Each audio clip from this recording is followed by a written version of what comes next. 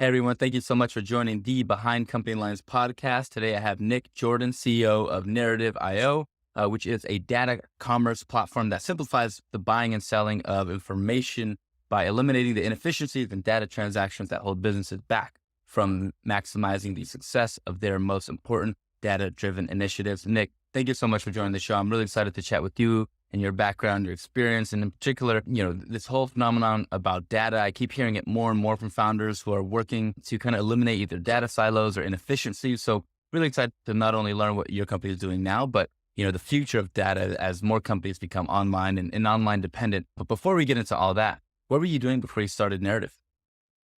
So before I started Narrative, I ran product management at another startup. I was the chief product officer. And before that, I worked at another startup that was bought by Adobe. Before that, I was at Yahoo, all sort of in data adjacent businesses, largely helping design and execute product strategy. Amazing. And what was the experience of taking or working for a larger company like Yahoo, Adobe, and what do those companies do well that maybe that you use to translate over to Narrative? Big companies aren't really for me, and I think they have all the capital in the world. But I think ultimately what they do well is they create these P&L machines. But at some point, they're more protective over the P&L than they are looking sort of, very forward looking in terms of how do they, build a great product that will last the next 20 years. To the extent they do that, they do it through acquisition versus building it in-house. I think I'm naturally a builder. And so I see a problem. I want to go build the solution to that problem. And oftentimes at larger companies, that's not really their focus. Yeah. When you're going through the building process and coming from that perspective, kind of what is whether it's a philosophy, a plan of action, how do you kind of define what to build and extract what the important parts of the problem are necessary to build for? Yeah, I'm not as formulaic as some product people and some founders are. I mean, at the end of the day, I kind of just put myself in the shoes of the customer of the problem that I'm trying to solve. I started Narrative because in my previous company, I found a problem. My previous organization was a large acquirer and also a licensor of data. So we did this stuff all the time. It was a giant pain in the ass. And so I kind of naively said, certainly someone has solved this problem, and looked around for a solution. And when I didn't find one, I said, oh shit, one doesn't exist. I guess I have to go build one. And to this day, I mean, that was 5-6 years ago. To this day, I still put myself in the shoes of the person that would use the platform and say, will this make my life easier? Will this, would this be a product I'd be happy to use? Would I be a customer? And use that as the guiding philosophy around what we build. Yeah. And what do you think, I guess from your perspective, benefits you as a kind of product minded founder? Or do you kind of lead the development? Do you do product-led development, customer-led development? What are the benefits that you have that you think from your background and experience? And then how do you kind of approach the development of Narrative? Is it customer feedback or is it kind of the idea leading it? I think it's the idea. I mean, luckily we have a great product and engineering team that has spent a lot of time going and talking to customers and getting feedback. But I think we generally start with a thesis around what's broken, what needs to be easier, what we could fix, how we could fix it. And, we'll test that with our customers and we'll make sure that what we're building, isn't going to be a complete flop. But I think we start from, what is the problem we're trying to solve? And do we have a novel and great way to solve it? And I think, that's probably my superpower, is being able to come at the problem, from that angle. I think there are other sides of being a product-led founder that are potentially negative, like, I'm not a natural salesperson. I don't come from a finance background. So I spend a lot of time, in my day-to-day thinking about the P&L. Again, we've got strong teams that do that. And I've certainly, learned some of those areas over time, but I still see myself as a product CEO. Yeah. Yeah. What do you think, just out of, curiosity, what do you think companies don't do well when they're designing or building product? Is it not considering, the user experience? I feel like it's distinctly obvious when somebody doesn't like using a product, or if you personally don't like it. And it's distinctly obvious when a product's so easy to use that it then gets involved in a lot of the day-to-day of what companies are using it for. What do you think companies are not doing well or not considering? I think from an execution perspective, certainly I think user experience is really important. And we've spent a lot of time thinking about user experience. We build B2B software. And I think especially in B2B software, people say, the user's a big enterprise. It can be a shitty user experience. at the end of the day, everyone in a large enterprise is using consumer products all day. Their expectation is that their experience is going to be, as if they were using a consumer product. And so certainly UX is very important. I think maybe the bigger problem, a lot of people have is that, they see a problem, and we see this in our space. They see a problem that, more and more companies are buying and selling data. Yeah. Therefore, we're going to go build something that allows people to buy and sell data. And so they build a platform around the market versus building a product around the problem. People have been trying to buy and sell data for, hundreds of years in one form or another. It's not that we're missing the capability to do that. What was missing was the ability to do that easily, or removing the friction in that process. And we've seen a lot of companies that have built products that, are centered around how do we allow people to buy and sell data, but they haven't really focused on how do we make it easier? How do we solve the problems that exist today around buying and selling data? The problem that narrative in particular that you saw the need, previously to starting narrative, and obviously that inspired you to continue to solve the problem. Describe the problem that companies are having with data, and describe how the technology enables people to, solve that. Yeah, I think one of the first problems is, and I'm just as guilty as this as everyone, but we talk about data as if it's this homogeneous asset, right? Like it's data, it's a widget. When in reality, it comes on in almost an infinite number of forms, right? At the end of the day, it's ones and zeros, at least when it's expressed digitally. And I think that is where almost all of the friction comes from, is that data in your organization looks very different than data in my organization, even if it largely represents the exact same thing. There is no universal standard for data. And the way I like to think of it is almost like language. There are people that speak French, and then French Canadian, and then Louisiana French, and then English and Spanish and every other language. If you put all those people in one room, they can't really have a conversation. The conversation is so disjointed because they speak different languages. It just doesn't work. And that's basically how data has worked across organizations, and sometimes even within organizations historically, is everyone's speaking a different language.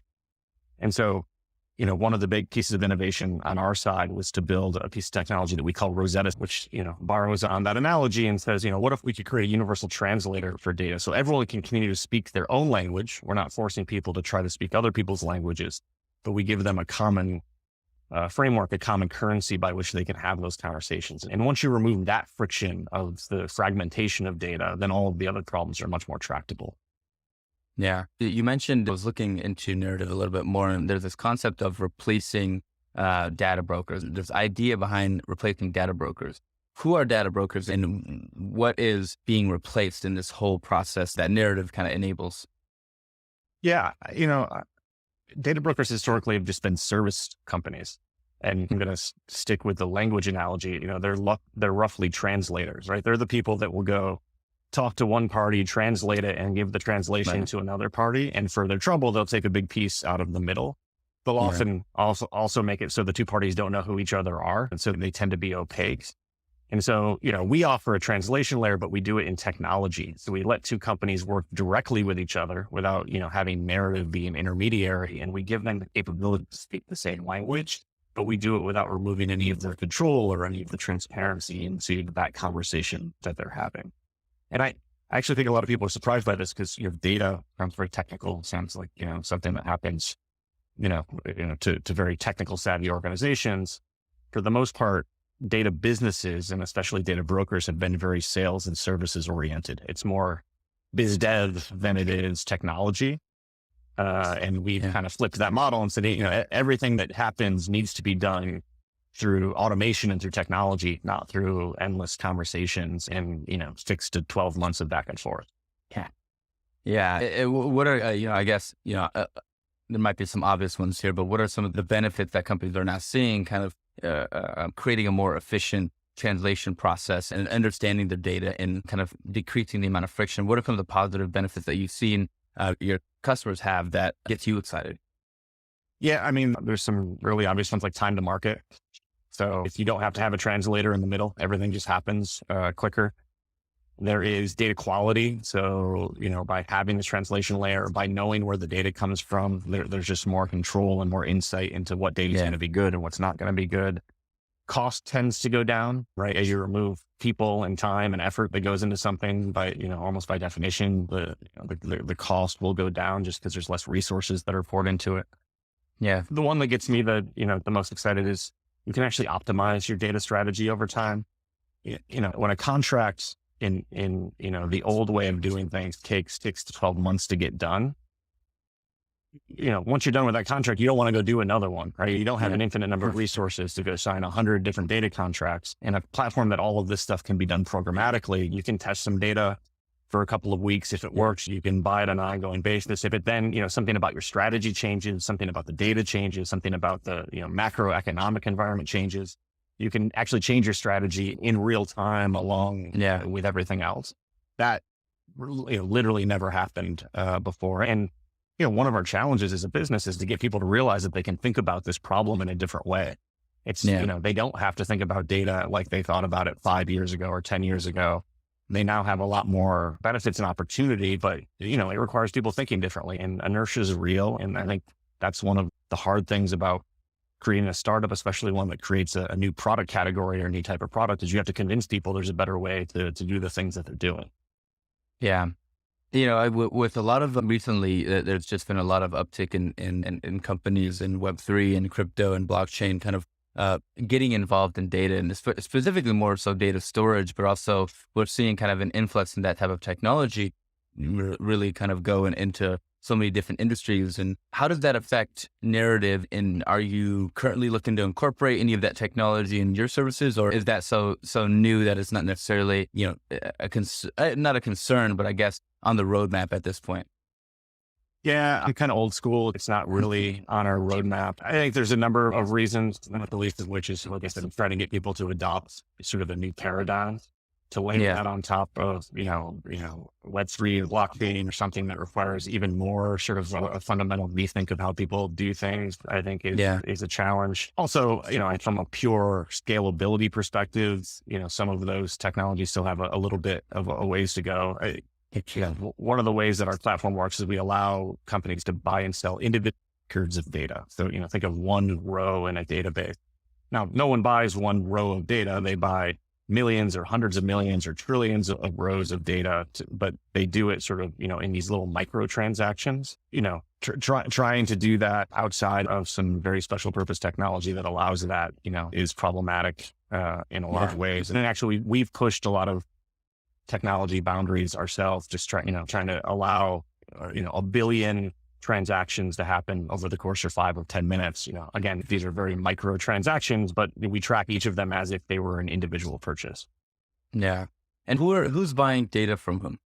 It's really broad-based. So it's it's technology companies that are trying to build a data-specific product. So we've worked with some companies that do sort of gig economy delivery type things, and they're trying to better understand the patterns of both their couriers and, their customers that are ordering things and buying data around that.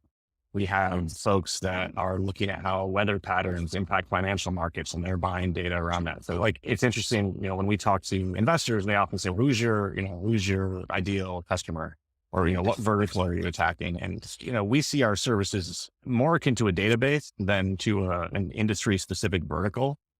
Yeah. So, no one asks Snowflake, which industries use your database? And they're like, every industry uses our database. We may have a different sales team that go focus on those different industries, but it could just as easily be a small mom and pop or, a rocket scientist at Boeing that's using a Snowflake database. And I think we see the application of our software just as broadly. Tell us a little bit about the traction. Where's the company at now from obviously its conception, I think, 6-7 years ago to where it is? What has been excited about this year, and what are you excited about in terms of the next stage of Narrative and where you're heading to? Yeah. So, we're about 40 full-time people now, growing pretty significantly next year. I think there's an interesting, I guess I can't speak for all startups, but I can speak for us. There's been a number of different points within our growth that we see like we've hit product market fit. Yeah. And still at those moments, I feel like, we had made step function improvements in terms of our product market fit. But then, 9 months later, 12 months later, it feels like, oh no, now we've really hit it, because now we don't have to explain the value prop. Now customers are explaining the value prop to us and just asking us, how they can get started. And so, it's been a continuous rise throughout the company's trajectory. I think we've actually accelerated growth this year versus last year and plan to do so again next year. The big question mark, I think, remains the macroeconomic environment and interest rates and a current recession or impending recession or no recession, depending on who you're talking about. And so, I think the biggest frustration we have right now is there's a lot of externalities that impact our ability to fundraise or to grow or to do the things that we want to do. And by definition, we don't have very much control over those externalities. So we're doing the things that we can do, and we're building an open business, and, hopefully things play out well going into the next 12 months. Yeah. Yeah. Well, what has been key factors to the growth that you've seen recently? Is it just the compounding effects of, reiterating and finding a product that extremely fits the market, or improving the technology? Is it, having the right people and growing either the sales motion or acquisition? What's been kind of a key feature to the growth or factor? Yeah, I mean, I think everyone hates this answer, but it's all of the above. And I think this is the thing that I didn't appreciate when I was a product manager and not a CEO, is like, you could have the best product in the world, and if you don't have anyone to sell it or market it, it doesn't matter. You could have, the best sales team and marketing team in the world, and if you got a shitty product, it doesn't matter. You could have, all of those things, but, you don't service your customers well, and it doesn't matter. So, really it takes a village. And I think that's, we've built a great team. The product has had, incredible improvements over the last 18 to 24 months. We've actually scaled our sales team and put some sales leadership in place that, has given us a much more repeatable motion.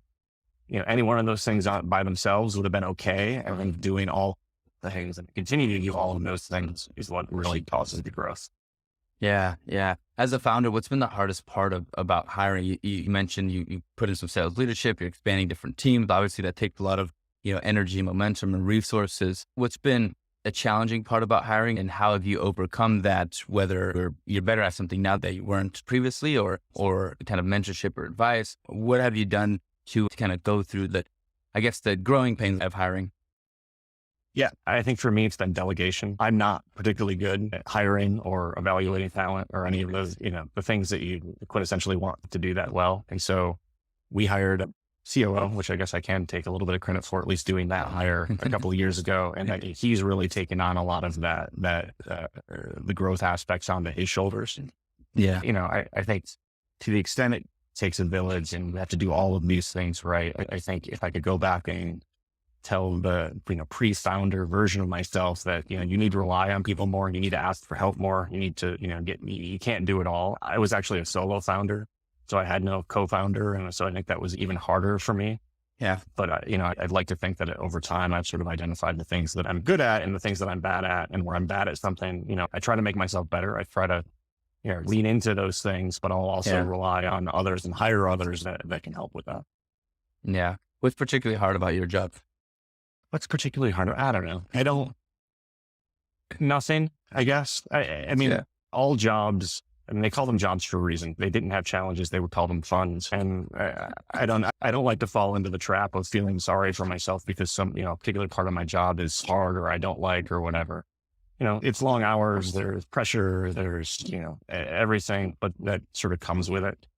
Yeah. Maybe from a purely personal level, like I'm a natural introvert. So, spending time in, with groups and with people actually takes energy out of me. And so maybe the hardest part is that's kind of the job description. And so at the end of every day, I'm tired, not because, not for any other reason other than I'm an introvert.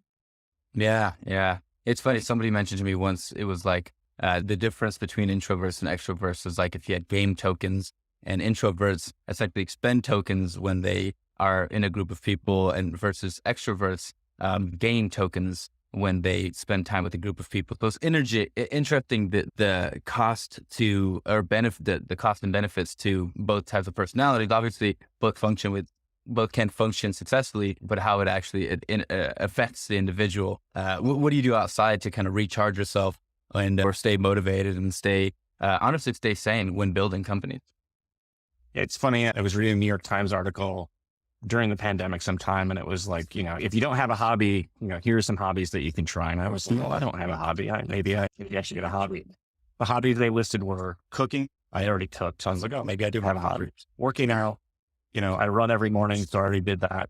Doing the crossword puzzle, I do that already. So, apparently I have the very generic New York Times. I think from a pure sanity perspective, I live and work in New York City. I live in Brooklyn and our office is in the city.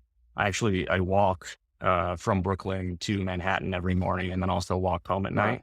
On the way in, it's more of a, organize my day in my head, like think about the topics of what I need to do today. On the way home, it's more of a decompression, but it's like, again, being an introvert, it's having an hour, on the way home from work every day by myself where I can kind of, keep sane from everything that happens in between that. Incredible. I can't believe you walked in Brooklyn Heights to what is like lower Midtown, right? Where your office is, like 28th, you said? Yeah, we're at 27th and Park. So it's like an hour and 5, 10 minutes. Which, if I took the train, it would probably still take me 35 or 40 minutes. So it's really only adding 20 minutes to my commute, and I get a little bit of exercise and I don't have to be on the New York City subway system. I love that. Back to narrative. What are some of the biggest risks that the company faces today? I know you mentioned macroeconomics wise, but anything else outside of that, that you're always thinking about or that keeps you up at night? Yeah. We don't have a lot of the existential fears about, is Google going to do this? And is Amazon going to do this? I mean, certainly they could. And, I'm not going to sit here and be like, here's 100 reasons why Amazon couldn't build what we're building. They've got more resources than God. I'm sure they can pull it out if they needed to. I also don't, there are, I'd say, broad challenges around data from a regulatory perspective. I think, the way we built our product from the ground up, the size and scope and the thoughtfulness of our customers, that doesn't really worry me. I mean, really, it's a macroeconomic, at the end of the day, startups have no business succeeding, right? You think about it from, starting with nothing, no customers, no products, no brand, no team. Like you start from a place that if you were placing a bet on it, you'd always short a company succeeding. We're not at that point anymore. We've moved beyond that point, but we still spend more money than we earn. And so we have to go fundraise, and in a climate where the macroeconomy is a little bit more unsure, fundraising is hard. And, we don't have a $100 million war chest to fall back on if for some reason, something goes awry. And so that's the thing that keeps me on, and frankly, probably most startup founders up at night about. Yeah. If everything goes well, what's the long-term vision for narrative? Again, going back to being a product-led CEO, I tell people kind of jokingly, kind of not jokingly, that I have a 100-year roadmap in my head. I'm surprised how many people get really scared when I say that. Yeah, we're trying to build a great company. We're trying to, be a place that people want to work and where they can grow their careers and have customers that, we make their lives easier and give them a really good product and want to build that great product themselves. Whether that looks like us staying private or being acquired or going public or, somewhere in between. I don't think I really think in those terms. I think about how do we build a great company. My assumption, and, may be naive and may not be, is that if you do that, good outcomes will happen. Yeah. Yeah. I always like to ask this next question as for my audience, but also for selfish research purposes, whether it's early in your career or now, what books or people have influenced you the most? An interesting thing about me is I don't really look back at all. I don't know if it's related to my introversion or not. I literally couldn't tell you things that happened 6 months ago and certainly not 6 years ago. I've had a lot of luck in who my managers have been in the companies I've worked at over the years. Man. Many, if not all of them, have given me a lot of leeway in terms of what I've done while still, helping me improve in the areas that I've had challenges with. So, certainly when I went to a company called Demdex, the company that was acquired by Adobe, Chris Robinson there was my manager and was really influential. Before that, when I was at Yahoo, I was hired by a guy named Ryan Christensen, who's now actually on our board and has been really influential in my career. And so I've really lucked out. Although maybe my biggest piece of luck in my career was my first job. I was hired by a guy named Joe DeSorbo, and I was right out of college. I think I was actually still in college when he hired me. And he basically hired me to be the CTO of a startup. And I kind of put startup in air quotes because it was, this was, before, the current startup culture existed. And he's like, oh yeah, I've got this idea for a product. I want you to go build it. And, I was literally just gotten out of college. I had no idea what I was doing. I had a degree in computer science, but I literally had never written a line of production code in my life. And he kind of dropped me into the deep end, no life preserver. And I either had to sink or swim. And, I figured out how to swim. I think if I went back and looked at the code now and looked at the things that we did, I'd be embarrassed by it because it would be so bad. But at the end of the day, it worked. And I actually think that was that's the thing that changed my career the most, because, had I gotten a job at a big financial services institution and I was an intern, or I was, forced to sort of, be a lapdog of a senior developer somewhere and not actually given anything interesting to work on, I think I would have gotten used to that. I think getting uncomfortable and being dropped into the deep end could be a harrowing experience, but can be really formative for people that are willing to do it. Yeah. I love that. I always like to give my guests a chance. I know we're coming to the end of the episode here, but I always like to give my guests a chance to give us your plugs. Where are your LinkedIns? What are your websites? What are your Twitters? Where can we get involved and be excited about the next versions of Narrative and follow the story and the journey? Yeah. So the Narrative website is narrative.io. You can find Narrative.io on LinkedIn. You can find me on LinkedIn. I think I'm Nick Jordan, all one word. I'm technically on Twitter at Nick_Jordan. I am protesting the current state of Twitter, and I haven't been on there in a month and a half. I'm not on Mastodon, so I can't give anyone sort of a Fediverse handle or anything, but search for me, search for the company, you'll find me. Google is your friend. Amazing. I hope you enjoyed yourself, Nick, and thank you so much for being on the show. Thanks a lot, Julian.